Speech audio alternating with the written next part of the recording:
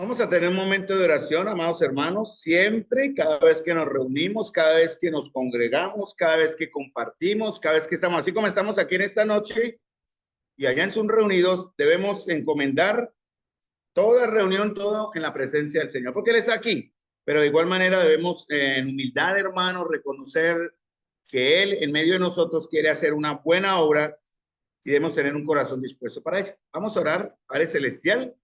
Damos gracias, Señor, por este momento. Tu palabra va a ser presentada, Señor, con temor, Señor, con mucha reverencia, Señor. Danos la sabiduría de comprenderla, de vivirla, Señor. Que tu espíritu esté teniendo total libertad entre nosotros, en nuestros corazones. Abre nuestros corazones, Señor, como a Lidia, para oír la palabra de salvación, Señor. Abre nuestros corazones, Señor, para oír tu palabra de edificación. Te damos las gracias, Señor amado, en el nombre de nuestro Señor Jesucristo, por la oportunidad que tenemos cada día de crecer en ti y demostrar que siendo un cuerpo, Padre Celestial, podemos funcionar para tu honra y gloria, Señor. Gracias, Señor amado, por quienes hoy estamos acá. Y bueno, Señor bendito, te pedimos nuevamente tu bendición en el nombre de Jesús. Amén. Bueno, mis amados hermanos, muy bien, vamos a la escritura del Señor. Vamos a Lucas capítulo 5. Muy bien, Lucas capítulo 5. Muy hermoso el himno que cantamos el penúltimo. Yo la verdad no me acordaba, pero aquí me le pegué a Francisco, me sentí muy emocionado cantando Vida Abundante. Miren que hoy vamos a ver algo muy interesante porque estamos en la segunda parte del por qué el Señor tiene un propósito, él como por qué llena las necesidades de las personas. Bueno, estamos viendo que lo primero que él necesita dar solución en la vida de una persona que se encuentra con él, que tiene una relación de cercanía o por lo menos en este caso de seguirlo a él, tiene que estar basado en algo que es conocerle a él, ¿no? Y eso tiene que ver con la salvación. Por eso la primera necesidad que el Señor suple es salvación. Nadie puede ser discípulo del Señor si no es salvo. O nadie puede ser en verdad un verdadero discípulo del Señor si no tiene otra característica. Esa es la que Él quiere desarrollar en sus discípulos. Los siguientes procesos que vamos a ver en este estudio antes de llegar a Mateo 6, porque esto es una introducción de 2 o 3 meses para entender por qué el Señor está llenando necesidades personales y cuando lleguemos a Marcos capítulo 6, 45 va a llenar o estará llenando necesidades de multitudes. En este caso acaba de alimentar 5,000 personas. Entonces, el Señor quiere primero que lo conozcamos a Él, por eso Él, su mensaje tiene que ver con arrepentidos porque el reino de los cielos se ha acercado. Y Él se va a presentar a sí mismo, tanto como Juan Bautista por un tiempo anterior a Él lo presentó, ¿no? Cuando Juan fue encarcelado, Él comienza un ministerio ya público, pero Él necesita rodearse de las personas apropiadas, ¿cierto? Porque Él va a encomendar, tiene un propósito hermoso con aquellos que le van a seguir. Y Él está buscando a sus discípulos. Si pasamos a nuestro tiempo actual, nunca dejará de ser este principio válido en la verdad del Señor, en la vida de un cristiano, es que debemos aprender a ser discípulos del Señor. Ese es el propósito. El Señor quiere que haya personas que le sigan a Él, no simplemente por interés, no simplemente por lo novedoso, no solamente por recibir algo a cambio, algún favor o alguna necesidad suple que yo voy al Señor, no. Él quiere verdaderos discípulos. Entonces, a través de esto, Él llama a unos hombres, porque Él quiere darles a ellos una identidad, como nos quiere dar a nosotros identidad. A través de esto, cuando entienden ellos su identidad, hoy leía eso en algo que me llegó en una notificación preciso, lo que estamos enseñando, fue la forma en que murieron estos 12 hombres menos de 50 años después de que conocieron al Señor. Todos murieron mártires, ninguno murió, solo Juan murió de viejito, pero todos murieron de maneras horribles. Uno fue desollado vivo, uno fue lanzado desde el pináculo del templo, otros fueron decapitados o otros fueron crucificados. De los 12, solamente Juan vivió en largos años y murió de viejo. Pero esto fue porque ellos encontraron en seguir a Jesús la verdadera razón de su existencia. Una identidad, discípulos. Siendo discípulos se identifican, ya no son personas del común, son personas a las cuales el Señor hace un llamado muy específico. Y nosotros entramos en ese rango ahora, ¿cierto? Todo creyente verdadero del Señor, dice en Juan capítulo 13, creo que dice, en esto conoceréis que sois mis discípulos, si os améis, o que se amen los unos a los otros. Porque el propósito al tener una identidad, hermanos, es el amor. Es a través de nosotros mismos mostrar el amor. Por eso la gente va a ver que somos discípulos. Y a través de ese amor que nosotros vamos a mostrar entre nosotros, vamos a reflejarlo afuera.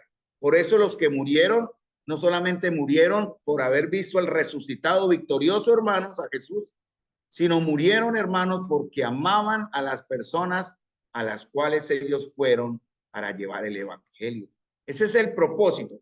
Discípulos que nos amamos, cuyo propósito en últimas en el plan de Dios es pregonar el evangelio en una imitación o en un seguimiento a lo mismo que hizo el maestro.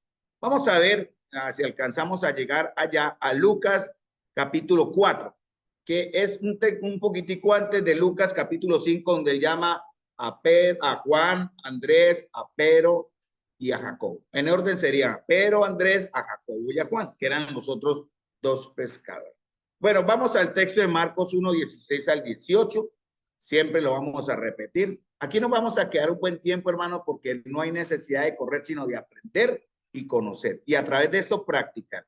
Tuvimos una maravillosa experiencia y oportunidad este fin de semana, el lunes, de practicar lo que estamos aprendiendo. ¿Qué significa ser un discípulo que sirve? Un discípulo que se sacrifica, un discípulo que, bueno, de muchas maneras va a presentar, no algo de factura humana, nada que sea humana es válido, sino presentando a quien verdaderamente merece honra, gloria, honor y poder, que es a nuestro Señor Jesús. Y ojalá, hermanos, esto nos prepare para el tiempo en que llegue, si nos llega, si Dios lo permite. Hace tiempo que no oro por eso, pero yo un tiempo oré por eso. Señor, dame la gracia, que si he de morir por ti, Señor, no insulte tu palabra, no avergüence tu nombre. Sí, si yo voy a morir por la causa de Cristo, que muera honrando tu nombre. Hace tiempo que no oro por eso, pero sería bueno recordar que estamos aquí también para morir, porque el engaño del mundo es simplemente darle a los, entre comillas, seguidores de Jesús. Cuando digo comillas, que no son los verdaderos, ¿no? Que siguen a Jesús simplemente por otras razones. Ya lo veremos cuando lleguemos a Marcos 6:45. Entonces, Marcos 1, 16 al 18. Después de hablar del arrepentió porque el reino de los cielos se ha acercado, ¿cierto? Arrepentió si cree en el evangelio, él pasa a llamar a sus discípulos. Esta lectura de Marcos 1, 16 al 20 está en Mateo capítulo 4 y en Lucas capítulo 5. Vamos a enfocarnos en Lucas 5, 1 al 11, porque Lucas habla de más detalles que están en esa misma historia, pero Mateo no lo menciona ni Marcos los menciona. Otros detallitos que nos van a ayudar a aprender qué necesidad llenó el Señor en sus discípulos. En este caso, en Pedro, en Andrés, en Jacobo y en Juan. Jacobo, llamado Santiago el menor, que había un Santiago mayor, creo, si no me entienden, había un Santiago mayor y un Santiago menor. Creo que el que murió primero fue este Santiago, este Jacobo, hermano de Juan, que es el mismo en nombre a Santiago que escribió la carta de los Santiago, que era el hermano del Señor Jesús, que era también un discípulo de él, pero no de los 12. Entonces, Santiago, ¿verdad? El menor, voy a ponerle el menor, se me olvida ahora si era el menor o el mayor. Vamos a usar que es el menor. Fue el que primero muere. Este que él llamado aquí Jacobo, muere decapitado a los 15 años, 10, 12 años, después de que Cristo partió, Herodes lo decapita. El primer mártir de la iglesia en Cristo. Y dice, andando junto al mar de Galilea, ¿sí? Vio a Simón y a Andrés, su hermano, que echaban la red del mar porque eran pescadores. Y les dijo Jesús, venid en pos de mí y haré que seáis pescadores de hombres. Y dejando luego sus redes, le siguieron. En otras versiones dice, dejándolo todo. En otra dice, al instante, ¿cierto? Dejándolo todo, le siguieron. A ese punto queremos llegar en las próximas clases. ¿Qué los llevó a dejarlo todo? ¿Qué los llevó a dejar su sustento? En Lucas 5 está Pedro después de una noche fracasada de pesca, lavando sus redes, tal vez pensando en salir más tarde a intentarlo de nuevo.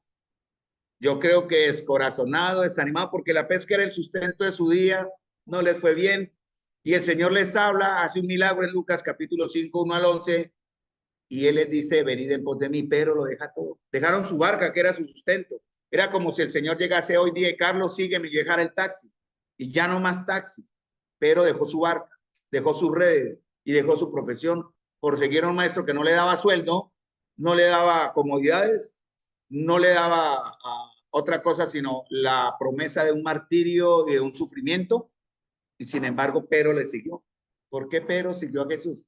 Ahí es donde queremos llegar antes de pasar a la siguiente necesidad que el Señor va a llenar. Bueno, entonces, para no demorarnos mucho de algo que ya hemos venido hablando, podemos irlo recordando siempre.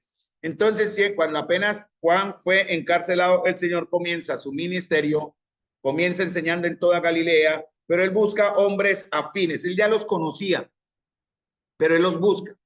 Ya los había conocido un año antes, 6 meses a un año antes, cuando Juan se encuentra con su primo Juan, Juan 1:35 en adelante, y Juan viendo a Jesús dice, este es el Cordero de Dios, y 2 de sus discípulos, que leemos en Juan capítulo 1, versículo 35, uno está identificado como Andrés, el otro por la exposición de los detalles que hay en la lectura, dan por hecho los comentaristas que es el mismo Juan, aunque él no se nombra. Entonces vamos a dar por hecho que era Juan. Los 2 discípulos de Juan el Bautista eran Andrés y Juan, el apóstol que está acá. Ellos siguen a Jesús. Porque ellos tenían una necesidad que estaban buscando que Juan el Bautista llenara. Y Juan el Bautista solo estaba ofreciendo el arrepentimiento y el bautismo para perdón de pecado. Entonces, de ahí deducimos que la necesidad más profunda que tenían Andrés, Juan, Jacobo y Pedro era, quiero una solución a mi pecado. En Lucas capítulo 5, versículo 1, cuando el Señor hace el milagro, que vamos a ver más adelante, Pedro le dice, Señor, apártate de mí porque soy, ¿qué? Hombre pecador. Entonces, la primera necesidad que el Señor quiere llenar es eso, nuestra relación con Él a causa de nuestro pecado. Entonces dice que Él vio a Simón y a Andrés. Ya vimos lo que significa la palabra ver, es conocer también de antemano. En Lucas, vamos a Lucas capítulo 5, vamos al texto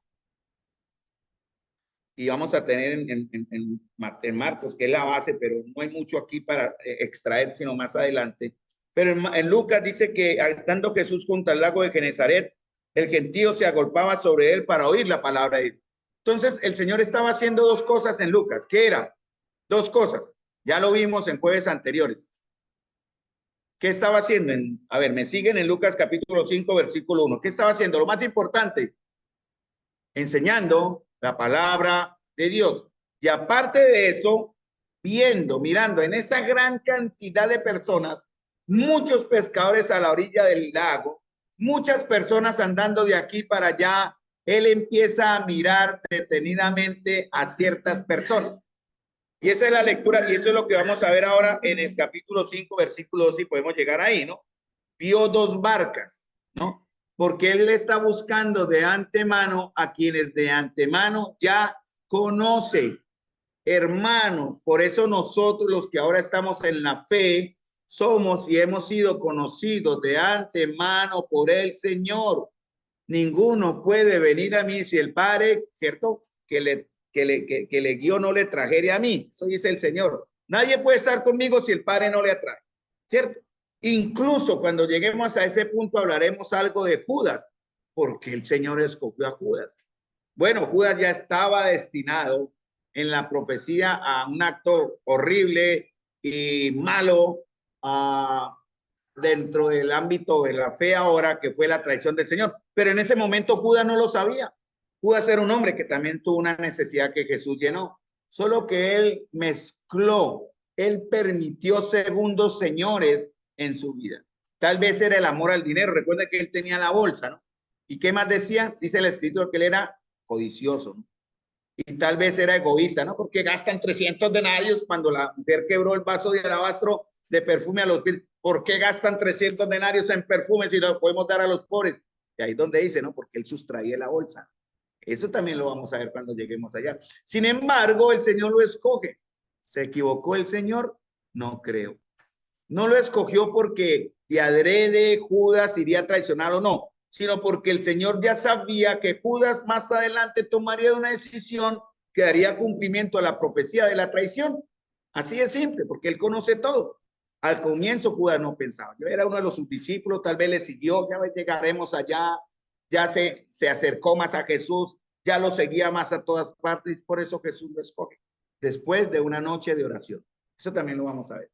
En la segunda parte, la necesidad de Jesús. Para escoger 12 hombres, Jesús una noche. Nosotros a veces duramos una vigilia 1 hora y ya nos cansamos. Una noche completa orando nomás para escoger a 12 hombres. ¿Por qué más oraría el Señor? Bueno, por sus vidas, por su futuro sacrificio, porque ellos aprendieran a ser verdaderos discípulos que mostraran su propósito amando, ¿no? En esto conocerán, lo dice en Juan, en esto conoceréis que son mis discípulos, si os amáis los unos a los otros. Ese es el punto también. Entonces, hermanos, ¿qué es lo que vemos en Marcos 1, 16 al 18? Tengan el dedito en Lucas. 3 punticos. Que nosotros, al ser conocidos de Jesús, es porque oímos su voz. Juan capítulo 10 lo dice, ¿no? Mis ovejas oyen mi voz y yo las conozco y me siguen. Pero Jesús no las conoce porque ellas oyeron su voz, sino porque ella las conocía de antemano, ¿cierto? Solo que las que se acercan les dice, esas son las mías. Por eso el Señor en ese montón de gente que había en el lago, el gentío, cuando dice el término en Lucas 5:1, el gentío era multitud de muchas personas. Imagínense, imaginémonos algo, ¿no? Al final de un partido allá en el estadio y sale gente por todos lados. Jesús estaba ahí predicando. Y en medio de ese gentío él estaba buscando a los suyos, a los que había conocido 6 meses o 1 año antes, cuando Juan Bautista lo presentó. Esa primera presentación con Jesús, cuando Juan el Bautista dijo, he aquí el Cordero, y ellos le siguieron, ellos no fue definitiva todavía. Lo vieron, estuvieron con él una noche completa, conocieron de él, pero siguieron en sus labores. 6 meses o 1 año más adelante Jesús los encuentra aquí en el lago y les hace el llamado. Y ahí fue el punto. No fue cuando ellos esperaban en Juan 1:35, fue en el momento del Señor. Esa es la gran pregunta, hermanos. ¿Cuándo será nuestro momento? ¿Cuándo el Señor nos habrá llamado y nosotros hicimos caso? ¿Cuándo el Señor me dijo, te quiero acá en el servicio, te quiero aquí para mí, o lo quiero usted para mí? Déjelo todo y sígame. Señor, deje que primero vaya en tierra a mi Padre. Y él le decía, ninguno que poniendo su mano en el arado es digno de mí. ¿Cierto? No puede ser mi discípulo, dice, porque la palabra clave en todo esto, hermanos, que estamos viendo en Marcos es el discipulado. El discipulado. Porque, ¿cuál es el texto de Marcos? Capítulo 10, versículo 45. Marcos.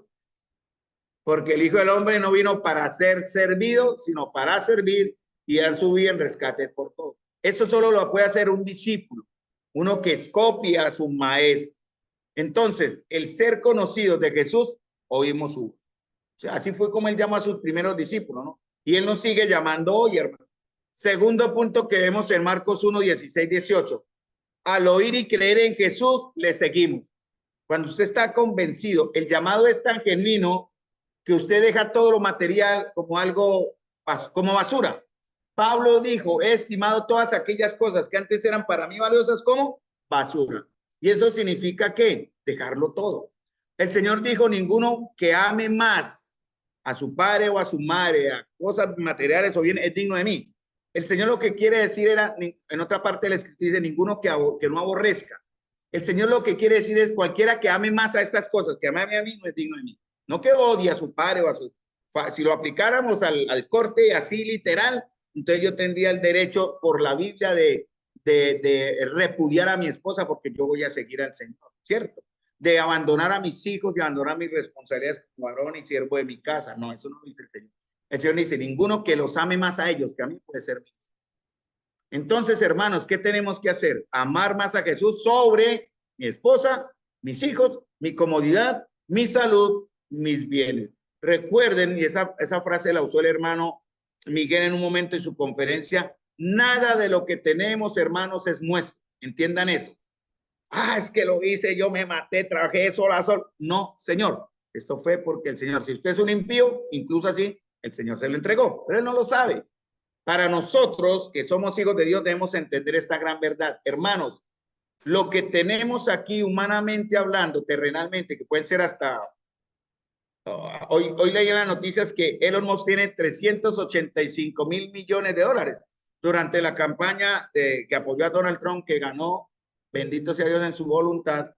Él le dio creo que alcanzó a 100 personas, $1 millón solamente por inscribirse para votar, no porque votaran por Trump. Es como inscribir aquí la cédula, si usted la tiene en otro sector. $1 millón. 100 personas recibieron. ¿Qué haríamos nosotros? Hablamos con Francisco. Si recibiéramos $1 millón, uy, son 4.000 millones o 4.000 millones de pesos relajados. Pero ¿qué haríamos con eso? Eso no es de nosotros, hermano, es del Señor.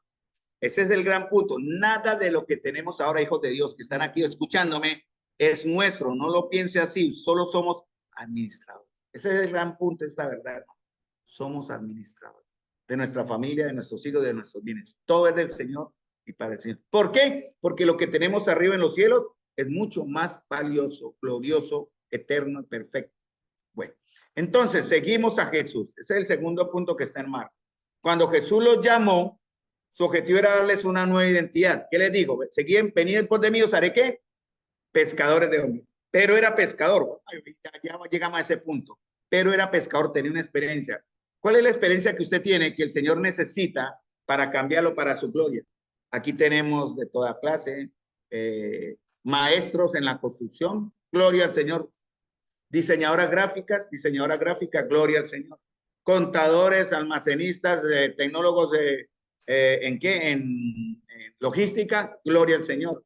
Conductores de taxi, gloria al Señor. Cada cual en su labor, hermanos, en su humilde labor, para el Señor, Él dice, síganme y los voy a hacer mejores. Ese es el gran punto. No importa la cantidad de preparación que hayamos tenido, hermanos, adelantado, puede que usted haya hecho todas las maestrías del mundo. Eso no lo hace mejor.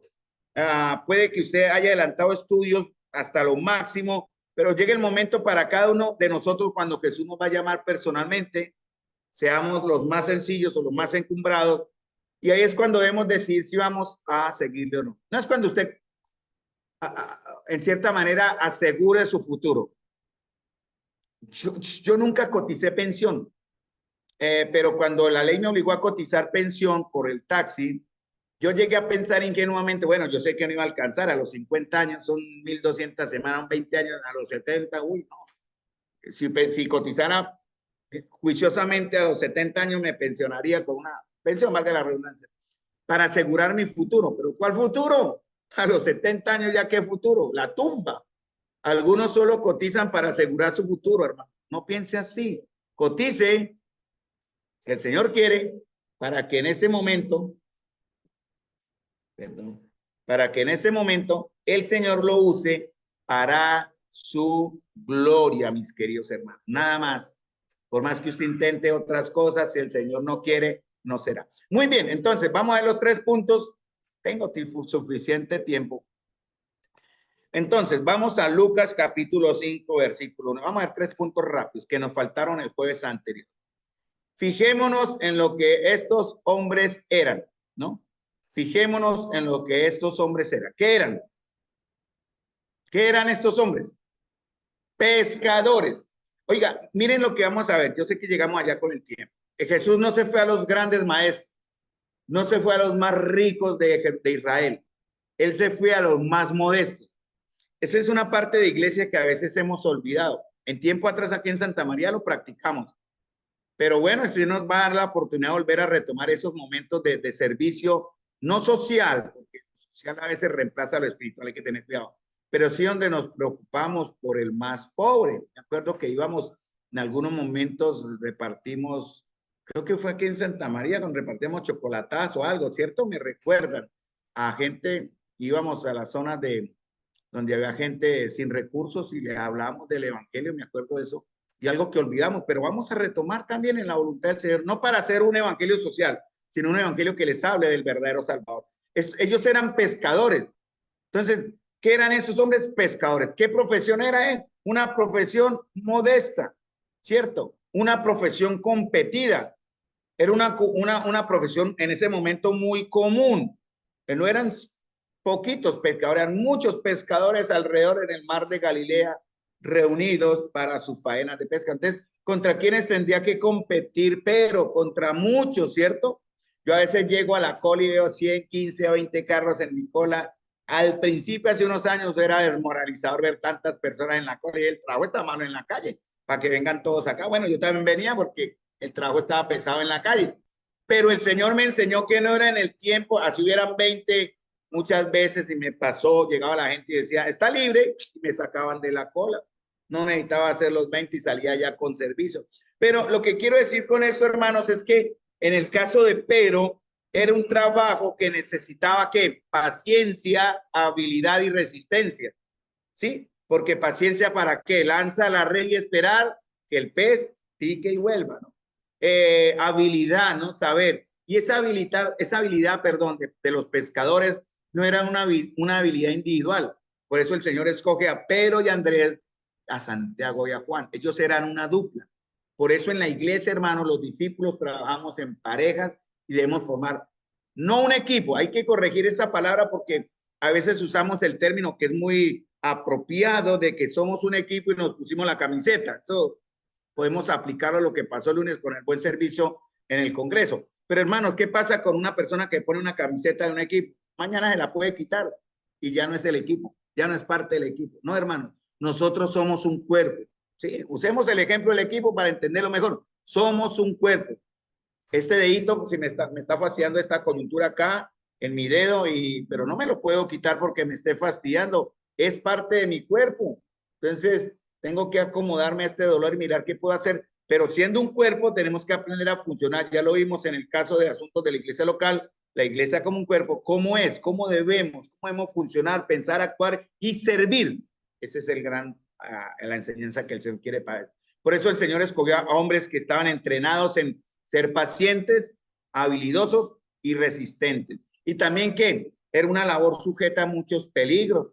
Aunque pero los discípulos, los pescadores, no sé si los que lloraron como niñas en la tormenta en Marcos capítulo 4 fueron los pescadores. Vamos a pensar que sí, era tan grande la tormenta en Marcos capítulo 4, 35, cuando comenzamos esta historia, que ellos pensaron que iban a morir. El Señor, ¿qué estaba haciendo? Durmiendo suavemente en el cabezal de la barca. Y esos pescadores recios se asustaron. Y también más adelante, cuando veamos que el Señor en esta misma historia de Marcos 6, 45 al 52, que el Señor hace un milagro maravilloso, camina sobre el mar, ¿no? Entonces, estos hombres se asustan, estos hombres eran temerosos, eran humanos, ¿no?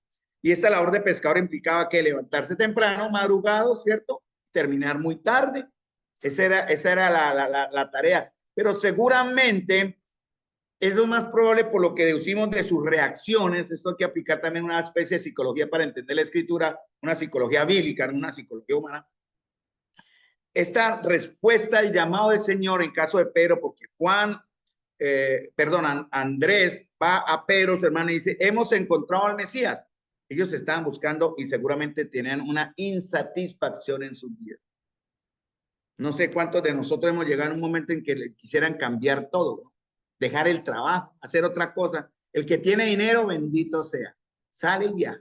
O como dicen, el que cumple su pensión, arranque, como hacen algunos. Yo llevo a algunos maestros que y hablan de los sitios que han paseado. Ah, qué lindo, qué bueno, amén.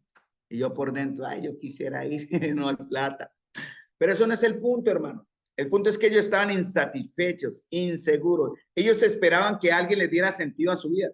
Por eso ellos buscaron primero a Juan el Bautista. La predicación de Juan el Bautista no era una predicación de un Mesías militar. Los judíos esperaban un Mesías glorioso, militar, que derrotara a Roma, que estableciera su reino, el reino de David, el trono de David en Jerusalén y reinara. Eso va a ocurrir más adelante, en pocos tiempos, se llama el milenio, después del milenio, perdón, en el milenio va a ocurrir esto que la escritura dice, ahí es donde Israel conocerá a su Señor. Pero eso es una historia que de pronto, si el Señor nos permite la gracia, en algún momento retomaremos los estudios de Apocalipsis. Quedamos en Apocalipsis capítulo 4, a los 24 ancianos, ahí quedó hace unos años, y debemos retomar ahí, terminar todo Apocalipsis, para entender el concepto escatológico del Señor, su reino, y qué tienen que ver los judíos en eso. Bien, los judíos, en este caso, no estaban esperando, perdón, un Mesías glorioso, militar, victorioso. Juan presenta ¿qué? Un cordero. Por eso no les gustó. Cuando Jesús murió en la cruz del Calvario, los judíos no aceptaron eso. Él muchas veces se proclamó como el Mesías, como el siervo del Señor, pero no lo aceptaron, casi lo matan. Ahorita lo veremos en Lucas capítulo 4, casi lo apedrean porque él dijo la palabra de Dios se ha cumplido delante de ustedes. Cuando él cita Isaías capítulo 61, vamos a verlo también, esta noche o el próximo. Tiene que ver con esta historia. Porque, amados hermanos, Juan, Andrés, Pedro y Jacobo necesitan algo mucho más personal, mucho más íntimo para ellos. Algo que les diera o alguien que les dieran sentido a su vida. Eran hombres pobres, no eran estudiados, ¿cierto? Estrato 1 y menos, seguramente sin educación, mal hablados. Pedro era Galileo, Jesús era conocido como de Galilea, ¿no? Nazaret, donde se crió. Seguramente el Señor hablaba como los galileos, tal vez, en su acento. Imagínense, un costeño se diferencia de un cachaco de un paisa. Bueno, imagínense un costeño galileo que hablara así. Imagínense, solo para dar una idea, ¿no? Y llega a Medellín, entonces ya este man es costeño. ¿Por qué? Por el hablado. Entonces, ¿qué pasa? Los judíos tenían la tendencia de menospreciar a los galileos, porque en la zona de Galilea, que es la zona norte, aparte arriba de Israel, la que colinda ahorita con el Líbano, que es donde está la ciudad también de Beersheba, que es donde están los padres de hermano Alberto, que están sufriendo por tanto ataque de Hezbollah, señores de la victoria. Esa es la zona de Galilea. Era una mezcla de gentiles y judíos. Entonces, los judíos de pura sangre, los que estaban en el centro sur del país, menospreciaban a los galileos por eso, porque eran una mezcla, había mucho griego, no había pureza racial ni tampoco pureza doctrinal entre ellos. Bueno, entonces los galileos tenían también una fama de ser alborotadores, de ser alzados, ¿no? Muchas de las revueltas que cuenta la historia judía fue protagonizada por galileos, ¿cierto? Eran hombres recios, duros, de perrenque, fuertes, y muchas veces lideraron levantamientos contra Roma, levantamiento fracasado.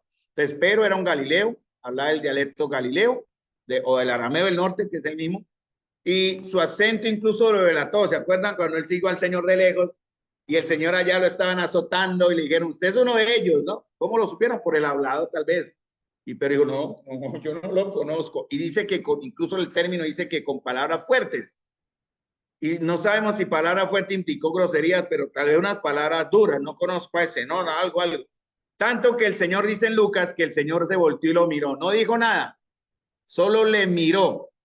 Y la palabra mirar que está en Lucas se le vio al corazón. Y cuando le vio al corazón, Pedro arrepentido, agachó la cabeza y se retiró llorando amargamente. Algo que no hizo Judas después. Entonces, la gente, en este caso los pescadores, ¿cómo eran? Olían a Paco Ramán, ¿no? Olían al mejor aroma, ¿no? ¿A qué olían los pescadores? A pescado, hermanos, a sudor de hombre y a pescado. Hermanos, nadie creyó en personas normales y corrientes como Jesús, porque el enfoque de Jesús va a ser, y el enfoque nuestro, pero quiero aclarar, no es el evangelio social, pero el enfoque nuestro siempre debe ser a los pobres. En este caso, ya veremos en Lucas capítulo 4, a los pobres de espíritu, es lo que vamos a ver ahora, ¿cierto? ¿Cómo fue el trato? El Señor Jesús fue criticado en su ministerio, ¿por qué? Porque él se hacía con publicanos y con pecadores. ¿Se acuerdan? Se juntó con una mujer samaritana que era despreciada por los mismos judíos, le dio la salvación a la mujer samaritana, ¿cierto? Perdonó a una mujer inmoral en Lucas 7, ¿de acuerdo? A la mujer que sorprendía en adulterio, ¿bien? Y la perdonó, se juntó. Un religioso se hubiese contaminado y como no, hubiese considerado el mundo, no se hubiera juntado con él. Jesús no. Él tocó al leproso, él tocó al muerto para levantarle, ¿no? Entró en la casa de Zaqueo el publicano. ¿Ustedes saben qué eran los publicanos? ¿Cuál era la labor de los publicanos? Los publicanos eran los recaudadores de impuestos, eran los que representaban a Roma ante el pueblo. Entonces, por ejemplo, ¿por qué eran tan odiados? Porque ellos eran muy ricos. Por ejemplo, Mateo, que ahorita lo llama más adelante en Marcos, el publicano llamado Leví, más adelante Mateo, era publicano. Zaqueo era publicano, recaudaba impuestos. Entonces Roma le decía, cóbremele al pueblo un denario por día, ¿cierto? Esa era la norma romana, por dar un ejemplo. El publicano decía, en nombre de Roma le cobro 2 denarios. Él cogía uno y uno para Roma. Y así se hacían ricos rápidamente. Por eso eran tan odiados. Pero el pueblo no los podía tocar, porque detrás de un recaudador de impuestos ahí con su caja, habían 2 soldados de la Guardia. Entonces, ¿cuánto cobra Roma por esto? El impuesto por pasar aquí dice un dracma, 2 dracmas, un denario, 2 denarios, deme 3, y así se llenaba. Por eso la salvación a Zaqueo fue interesante, ¿no? Cuando se dijo, ya ha venido la salvación a esta casa, que dijo Zaqueo, voy a volver todo, ¿cierto? Y si algo le he defraudado, que dijo, le daré el doble. Zaqueo entendió, hermano, el principio del discipulado, dejarlo todo por Jesús. Entonces, una y otra vez Jesús se mezcló con los más desamparados. Por eso en Mateo capítulo 9, él habla que viendo a las multitudes tuvo compasión de ellas, porque eran ovejas desamparadas, como, que andaban como sin pastor, ¿no? Desamparadas y dispersas. Hermanos, la función de la iglesia es ir precisamente a los desamparados y dispersos. Y la función de la iglesia es mostrar que somos discípulos del Señor, tocados por Él, llamados por Él, en diferentes circunstancias y funciones, en amor. Nadie se salva en esta iglesia. El domingo, por la gracia de Dios, enseñamos nuevamente sobre 1 Tesalonicenses capítulo 1, versículo 17. Y vamos a ver algo que tiene que ver con la composición del amor. ¿Cuáles son las características o la anatomía del verdadero amor de la iglesia? Eso lo vamos a ver este domingo. Estén orando por mí, por favor. Y estén orando por 1 Tesalonicenses capítulo 2, versículo 17. Y estén orando porque este concepto pueda ser explicado claro para impactar el corazón de los que oyen. Porque muchos pueden venir acá esperando recibir amor, pero no se van a salvar solo por amar, se van a salvar por creer. A nosotros nos corresponde llevarlos a que crean en amor, sin tolerar otras cosas que Dios aborrece, es el pecado. Entonces, primer punto, ya casi terminamos, es debemos fijarnos en lo que esos hombres eran, que eran pescadores. Debemos fijarnos también en lo que estaban haciendo cuando los llamó Jesús. ¿Qué estaban haciendo? Estaban, lo de todos los días, pescando. Y otra cosa que muchos lo han usado como un buen ejemplo para una enseñanza. Dice que Juan, creo que está en Lucas, perdón, en Marcos, sí, Marcos 1, 19 dice, pasando allí un poco más adelante, vio a Jacobo, hijo de Zebedeo, y a Juan, su hermano, también ellos en la barca, que remendaban las redes. Esta palabra remendar tiene una aplicación en las epístolas de Pablo muy interesante. Ya lo veremos cuando lleguemos allá. No les adelanto el menú porque se me distrae. Entonces, ellos estaban haciendo algo. Andrés era un buen evangelista. Andrés trabajó mucho en eso. Por eso, tal vez seguramente en ese aspecto de remendar tiene que ver con el término, me va a tocar adelantar un poquito, de restaurar, de renovar, de cuidar, de proteger. Entonces, el Señor les llamó cuando estaban o en lo que ellos estaban haciendo. Por ejemplo, él llamó a Amós.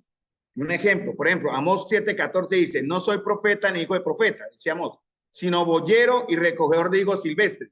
Y el Señor me tomó detrás del ganado y me dijo, ve a profetizar a mi pueblo Israel.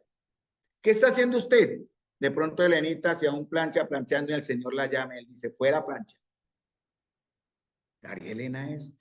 Yo estoy manejando, el Señor me llama y dice, tan cierto llama que paro el carro. Bueno, tampoco lo voy a dejar, vengo aquí a la casa. Fuera carro, en cierta manera. Voy a seguir a mi Señor. Ese es el punto, es lo que debemos entender, ¿no? La llamada del Señor puede llegar personalmente a cada creyente. No solamente si está aquí congregándose o estamos en un congreso como este lunes, y en el medio del trabajo diario. Por ejemplo, Leví, el hijo de Alfeo, que mencioné ahorita, o Mateo, ¿qué estaba haciendo cuando el Señor lo llamó? Recogiendo los impuestos. Y él le dijo, levántate y sígueme. ¿Qué hizo Leví? Dejó todo. Pues la plata no se perdió porque la guardia la cogió, pero él dejó todo y siguió al Señor. Ese es el punto, hermano. Entonces, seguramente Andrés, Jacobo, Pedro y Juan, como dije anteriormente, estaban cansados. Perdónenme la expresión, estaban mamados espiritualmente, estaban destrozados, dice angustiados. Y eso tiene que ver con un texto que vamos a ver en Lucas capítulo, estamos en Lucas 5, ¿no? Pero vamos a ver en Lucas capítulo 4, versículo 18. Ahí vamos a llegar. No vamos a verlo hoy, pero les adelanto para que vayan estudiando. Porque el Señor aquí revela hacia quién va a enfocar su evangelio. Y seguramente Pedro, Andrés, Jacobo y Juan cumplían algunas de estas características, ¿no? Porque eso es lo que el Señor quiere, ¿no? ¿Saben otra cosa que hace el Señor cuando llama? Y lo dice en Juan 1:42. Él llama y llena la necesidad de las personas, ¿cierto? Él llama y da una identidad, pero tal vez sabe que otra cosa hace, es en Juan 1:42. Cambia el nombre. Interesante, no lo sabemos, pero en Apocalipsis dice, hay una piedrecita con un nombre escrito que le dará a cada uno, el cual nadie conoce sino el que lo recibe. No sé cuál será mi nombre en la gloria, pero será mucho más glorioso, sonoro y dulce que Carlos Alberto, ¿cierto? Pero yo tendré otro nombre. Cada uno de ustedes tiene un nombre. El Señor a Pedro le dijo en 1:42, le trajo a Jesús, entonces lo trajo a Jesús, su hermano Andrés, trae perdón, sí, Andrés lleva a Pedro. Jesús mirándolo, le dijo, tú eres Simón, hijo de Jonás, tú serás llamado Cefas, que quiere decir Pedro. O sea, ¿cuál era el nombre de Pedro? Jonás, hijo de Simón. ¿Sí? Jonás, hijo de Simón. No Simón, se le dice, ¿sí? Tú eres Simón, hijo de Jonás. Ah, sí, correcto, hermana Luz, perfecto. Simón, hijo de Jonás, sí, perdón. Simón, hijo de Jonás, tú serás llamado ahora Pedro. Gracias, Luz. Me aclaro eso. Lo leí mal. Pero hermanos, eso lo que la enseñanza es, el Señor nos va a transformar tanto que hasta nuestro nombre no nos van a servir. Ese es el gran punto. ¿Qué pasaría por la mente y los corazones de esos hombres con el Señor de llama? Tengo familia. Más adelante el Señor sana a la suegra de Pedro. ¿Dejó Pedro de proveer para su casa? Yo sé que no. Aún siendo seguidor de Jesús, él pudo proveer a su casa. Ese es el punto, porque él estaba amando más a Jesús que a su familia, pero no por eso dejó de ser el proveedor de su casa. La Escritura habla de eso. Fácil sería dejarlo todo y de malas que Marta se muera de hambre o que no tiene seguro que se enferme. Cosas así, ¿no? Es, no, porque yo estoy con el Señor. No, hermano. Nuestra responsabilidad como sacerdotes de nuestra casa conlleva ese aspecto también, pero amando más al Señor. Por eso nuestras prioridades, ¿cuáles van a ser? En mi caso, creo que la he tenido clara, sin juzgar a otros, ni más faltaba. Siempre ha sido, en mi casa, primero el Señor. En ese caso, en la iglesia, después mi familia, después mi trabajo. Esa es mi prioridad. Porque en la iglesia se ve el Señor, donde se trabaja y se muestra el poder y la presencia de Dios. Tercer punto y último. No solamente el Señor, debemos fijarnos en lo que estos hombres eran, no solamente nos fijamos en lo que estaban haciendo, sino también debemos fijarnos cómo los llamó. ¿Y cómo los llamó el Señor? ¿Qué hizo el Señor? ¿Qué hizo el Señor? ¿Ustedes qué creen que hizo? Vamos a Lucas capítulo 5 y dejamos lo de Marcos capítulo 4, 18 para el otro jueves. Pero ¿qué hizo el Señor? En Lucas 5 nos cuenta una historia, pero en Marcos dice que el Señor simplemente dijo ¿qué? Venid en pos de mí. ¿Hizo algo antes? En Marcos dice algo. ¿Me están siguiendo en Marcos? ¿Hizo algo antes en Marcos? Nada, simplemente lo dijo, venid en pos de mí, os haré pescadores de hombres. Pero en Lucas nos dice qué hizo y qué estaba haciendo. Hermanos, para que el Señor haya causado ese efecto, él tuvo que haber hecho algo. Y lo primero que hizo fue que ellos fueron impactados por la palabra. Miren lo que dice 5:1 de Lucas. Aconteció que estando Jesús junto al lago de Genezaret, el gentío se agolpaba sobre él para oír la palabra de Dios. O sea, el Señor estaba hablando la palabra de Dios de manera fuerte, no con voz de niña, no fuerte, como buen Galileo. Por hecho de que fuera un humilde carpintero no significaba que hablara finito como los juventud hoy, ¿no? Los niños de cristal, la juventud de cristal, la generación de cristal, fuerte, recio. Y esos pescadores que estaban ahí y habían bajado no pudieron evitar oír la palabra de Dios. Por eso el Señor, más adelante lo veremos, va a una de las barcas y le dice, pero me permite entrar a su barca. Él no entra como algunos maestros de hoy día que se atribuyen derechos que no les corresponde, aprovechándose de las ovejas como si fueran los amos y señores de las ovejas. El Señor va a Pedro y le dice, y vio dos barcas que están cerca de la orilla y los pescadores que lavan sus redes y entrando en una de las barcas. Entonces lo primero que hizo el Señor fue decirle a Pedro, me permite entrar a su barca, pero le dijo, bien pueda, Señor, ya lo conocía. Y le dice, pero sepáreme un poquitico el de la orilla, voy a volver a enseñar. Eso fue lo que pasó. Por eso el Señor hace algo que está en Lucas capítulo 5, versículo 4 en adelante. Pero eso tiene que ver, hermanos, con la llamada del Señor. Simplemente lo que la palabra causa. Aquí paramos. Todo empezó con una reacción personal a Jesús. La confrontación con el pecado. Lucas 5, 8, 9. Y todo empezó con ese impulso del corazón y con la esperanza puesta en quien llama. Por eso muchos líderes tienen buenos seguidores. Conocemos casos tristes de líderes que llevaron a sus seguidores a hacer cosas terribles, ¿cierto? Podemos leer la historia. humana de buenos líderes que tuvieron muchos seguidores y los llevaron a causar cosas tremendas, ¿no? Por ejemplo, Segunda Guerra Mundial, nacionalsocialismo, nazis, Hitler, y la gente, millones murieron por seguir a Hitler y se embarcaron en una guerra que mató a más de 60 millones de personas. Un líder puede hacer mucho si tiene los seguidores apropiados, pero ojo con los líderes que hoy día tenemos. La razón de ellos, termino acá y vamos a dejar para el próximo jueves, es que ellos pusieron su esperanza, hermanos, en aquel que les impactó con su palabra, porque vieron en él una razón de su perdón y por tanto de amor y lealtad. ¿Qué hablaba el Señor cuando oía la palabra de Dios? ¿Qué creen que será el tema del Señor cuando él hablaba la palabra del Señor? Por eso, hermanos, cuando hablamos la palabra del Señor, tenemos que hablar el primer aspecto, ¿no? Sí, podemos hablar de muchas cosas. Si la iglesia lo necesita, se habla. Pero el primer tema que se va a hablar, ¿cuál es? Arrepentimiento. Siempre, siempre, siempre, siempre. Podemos hablar de muchos temas, pero siempre hay que hablar del arrepentimiento y que Cristo es el perdón que puede perdonar nuestros pecados. Y cuando las personas se convencen de eso y son convencidas por el Señor, van a llegar a ser los discípulos del Señor. Ese fue el punto con Pedro, Andrés, Jacobo y Juan. Vamos a terminar acá, mis amados hermanos, y voy a darle el lugar ahora al hermanito Francisco para que nos siga muy sabiamente guiando en la toma de las peticiones para la oración.